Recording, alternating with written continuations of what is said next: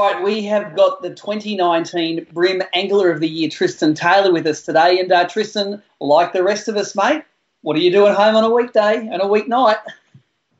Not a lot at the moment, I tell you. Work's really quiet, so I'm pretty much indoors most of the time. Get out for a run in the mornings, and that's about it. Yeah, and just for people that don't know what you do, what's your 9 to 5 pre-COVID-19? Dentist. So that was all going pretty well until they're a bit worried about the spread with aerosols and stuff. So the government's cut us right back. So we're not doing much in the way of procedures at the moment. That's it, mate. So you live in inner city Brisbane as well. So you live in a reasonably dense part of the populated CBD there, and you're taking all your precautions, I suppose, and spend a lot of time inside. Yeah, pretty much. Just in the unit, and luckily have a park across the road so we can do a bit of exercise. But indoors most of the time. Well, mate, last year you absolutely smashed the AOY. I think you had won either an event or two events before the end of the year. And the big thing for me was, apart from that, Go Queenslander, another Queenslander won the AOY, was the fact that you did it. You did it by committing to doing the whole series all over Australia.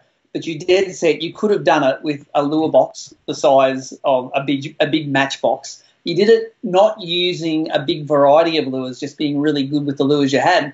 You could do that, couldn't you? You could have packed the lures in your pocket to win AOY. Honestly, I could have had half a dozen lures, and that would have done me the whole year. And I think that is probably the biggest thing over the years I've learned is don't try and fish someone else's technique. Know what you're good at, and you can take those techniques anywhere, any arena in Australia, and you'll be able to catch fish on it. Well, that's good, because that's what we're going to talk about tonight. We're going to talk about your handful of techniques and baits in particular that you use to do it. And let's go through the list. And I'm going to hark back because we've got some highlights playing in the background here of you doing it. And I want to start with what I thought was your most interesting capture of the year, which was caught on an unweighted Eco Gear Aqua. Tell me the arena where that was. That's in Gladstone, and that was a pretty special one. Probably one of the bigger brims of the whole tournament year. Actually, it was a pretty special fish to catch. And so let's use that. If you were going to put together a Triste kit, when and where would you use that unweighted Aqua? I don't use it a lot, but I think anytime you're fishing like a pontoon or man-made structure, and I basically copied what you'd been doing and had tried that a few times on the Gold Coast, and it just works really well when you need that subtle presentation when fish are used to eating bread or something that people are throwing in the water. And that was exactly the case in Gladstone. There was this one dock, and it was probably the one dock you were allowed to fish. It was not out of bounds, and we made sure of that. And there was a couple of guys running the ferries there, and they said, there's heaps of brim under here. And I thought straight away, there's going to be, fish eating bread. They're going to be used to this kind of a presentation. Well, we call it the chip hatch on the Gold Coast. It's the hot chip hatch. So it works a treat. It is. So that's the first one. The second one we got, let's run through some of the other baits that you use. And I know that one that we saw a lot of, and it worked in every state for you basically, was the motor oil Z-Man grub. Like, it is a ubiquitous lure. Like, everybody uses it from time to time. But what is it about that lure that just puts fish in the boat everywhere? What do you think it is? Is it the way you rig it, or is it just tell us the story about it? Well, the motor oil colour I had never used before this year. The only reason I went to use it was a lot of friends had told me down in BEM River, you've just got to use motor oil colour. And I said, okay, well, I'll do that. That's what everyone reckons. I was pretty familiar with the Z-Man grub and how to fish that, and I was pretty confident with that lure. And, as soon as you start catching fish on the motor oil, you think, well, this obviously works. There's no reason to change it. I don't know if I had to put my hand on what it is that makes that colour and that lure so good. I think in all watercolours, it probably stands out really well. If you see it underwater, it actually has a totally different colour to when you're just holding it out of the packet. It does seem to catch the light or something. Obviously, there's a UV component to it. Doesn't it? Really glows. It really glows, yeah. And when you're fishing, like BEM River, we're out in the basin in like 20 foot of water, and the water's quite dirty. I think anything that stands out a little bit more is probably right up your for your benefit there. So that's why I think it works. Yeah. How do you rig it? I don't have any on me at the moment, but I've got the Atomic Seekers in a 1/11th ounce is what I usually would use. I rig it with the curl tail facing down, so away from the hook point. And the idea there is the tail doesn't kind of curl around and get hooked onto the actual hook point all the time when you have to keep taking it off. So that might be kind of counterintuitive to what most people grew up doing, but that seems to work really well for me.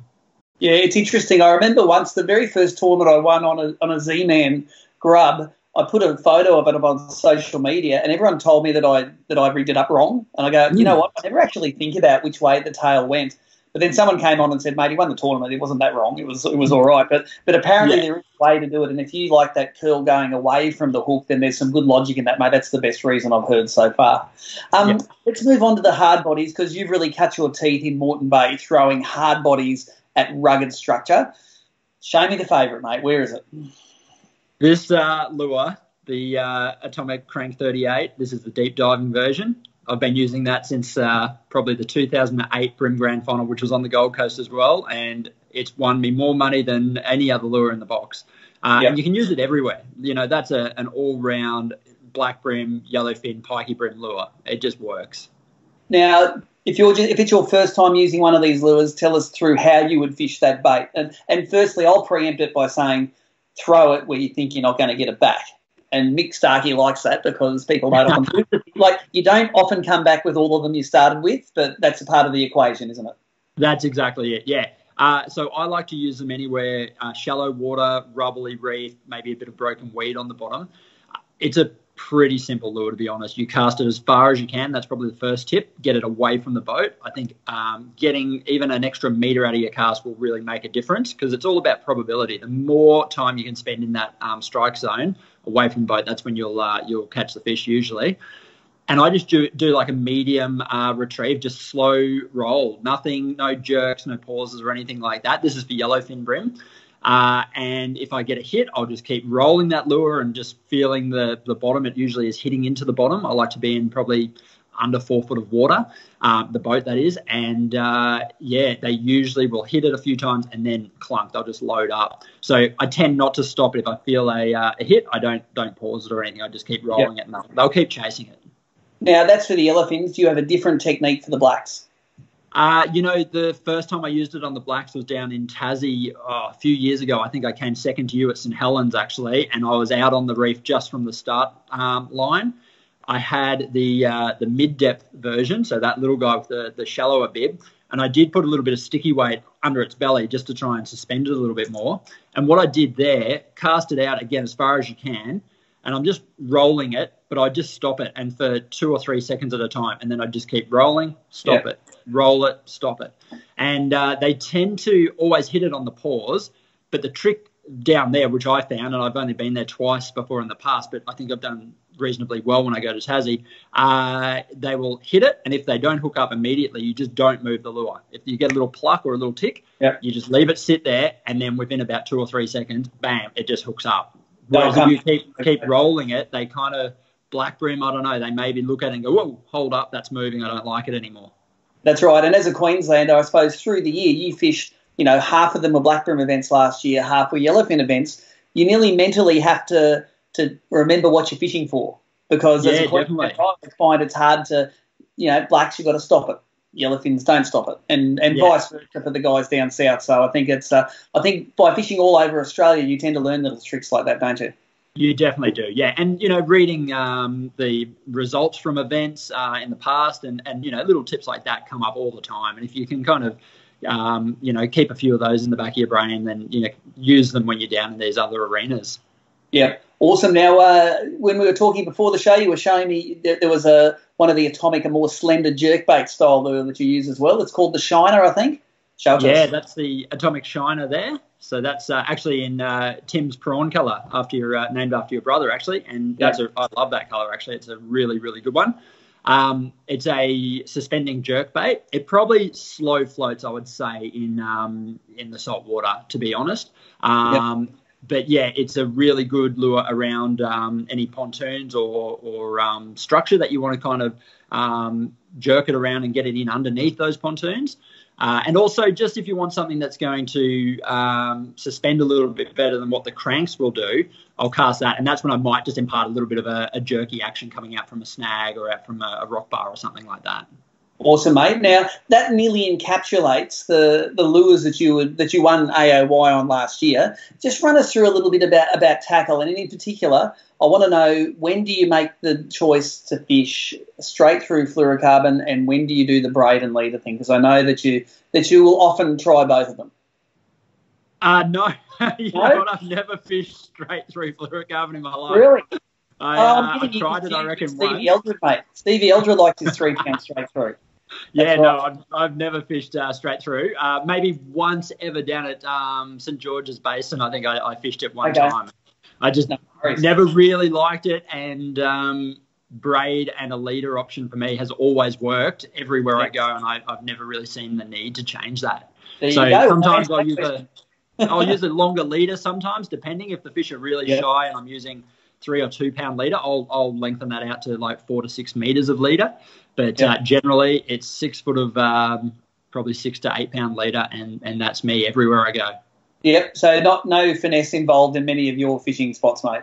I didn't go anywhere below 6 pound leader this year gone by. So wow. Yeah, there you go. And that's a really interesting point. You know, a lot of people, myself included, do drop down to lighter line classes to buy the bite at sometimes. But you just 4-wheel drive in there a bit further and see if you can get into them and bulldoze them out. That's a really interesting point. Yeah, no, that's it. I mean, if you've got confidence in the lures you're using and where you're fishing, I think, usually that's the main thing, having the confidence. Well, that's awesome, mate. And last year, of course, was the dream year for you. You nailed the AOY, but then you finished up by winning the grand final as well. So you ticked off a lot of things in 1 year, mate. And then we're nearly halfway through the season this year. We don't know if we're going to see a second half of the season, but we haven't seen you this year, mate. Tell us what you've been doing in the first half of this year. Oh, you know what? It's been a bit heartbreaking. I wanted so badly to go down to Tasmania and fish. That's such a great place to get into the bream. I decided to do an Ironman triathlon this year, which was meant to be in May this year, and training had been going really well. Almost at the event, you know, you're doing all the long kilometres of running and riding and swimming, and COVID comes along and cancellation. So that's not going to be happening at the moment. So it's a bit of a shame. If I had have known, I would have been fishing for sure.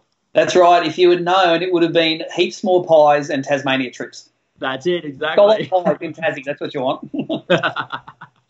Mate, thank you very much for joining us today, and thanks for running us through that little box of lures, because it gives a lot of guys out there the confidence to say, for $100, you can buy a kit that you can win Angler of the Year with. Most definitely. That's it. Awesome, mate. Well, stay safe, and thank you very much for joining us tonight on ABT Lockdown Live. Cheers, Steve. Thanks a lot.